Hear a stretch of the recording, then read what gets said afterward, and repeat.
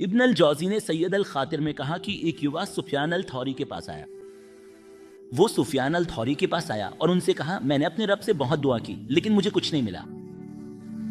उसने कहा, मैंने अल्लाह से बहुत कुछ मांगा लेकिन मुझे कुछ नहीं मिला।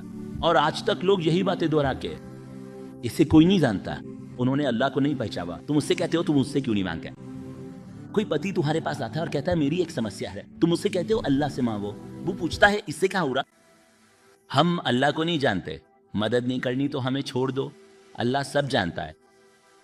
कसम से कोई तुम्हारे पास आता है और कहता है मेरी एक समस्या है, और वो तुम्हें अपनी लंबी समस्या से आता है, तुम मुझसे कहते हो अल्लाह से होगा। वो सोचता है कि तुम जैसे क्या हो, जैसे कि तुम उसे धोखा दे रहे हो या उसकी मदद नहीं करना चाहते या उस पर बोझ नहीं डालना चाहते। वो कहता है कसम से ये आदमी क्या अल्लाह भी जानता,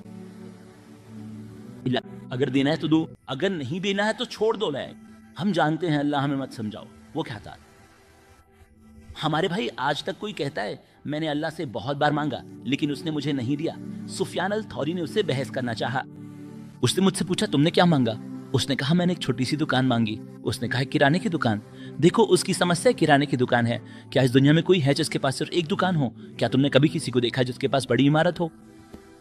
उसने कहा कसम से तुम उसे जलाबिया से पेट भरा हुआ पाओगे, बस इतना ही। लेकिन जब उससे पूछो तो वो कहता है कि वो जलाबिया से तृप्त है, सच में तृप्त। तुम देखोगे कि वो कहता है मेरे पास जलाबिया बची है। इस दुनिया में वे बस जलाबिया को ही समझते हैं। ओ जलाबिया, पेट भरा हुआ है।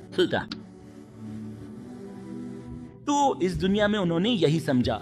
उसके दादा ने कहा था, सुफियान अल थौरी ने कहा, ए विद्वान, तुम्हारे रब ने तुम्हें अपनी दया से रोका है, कंजूसी से नहीं।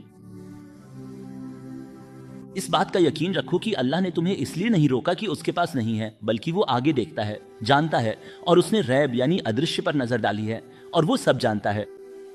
वो जानता है कि क्या हुआ, क्या होगा, और जो नहीं हुआ अगर वो होता तो कैसे होता। इवन वे चीजें जो चीजें नहीं हुई अगर होती तो कैसे होती, ये सब तुम्हारा रब जानता है, जो हर चीज को अपनी रहमत और ज्ञान से घेर लेता है। देखा आपने ये बात कैसी है? तो कहा गया कि जब तुम्हारे रब ने तुम्हें रोका तो उसका रोकना उसकी मेहरबानी है, कंजूसी नहीं।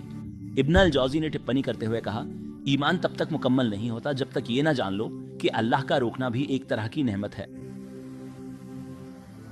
अल्लाह का रोकना भी एक नेमत है क्योंकि वो तुम्हें अपनी हिकमत और रहमत से रोकता है, तुम्हारे भले के लिए। और हो सकता है कि तुम किसी चीज को नापसंद करो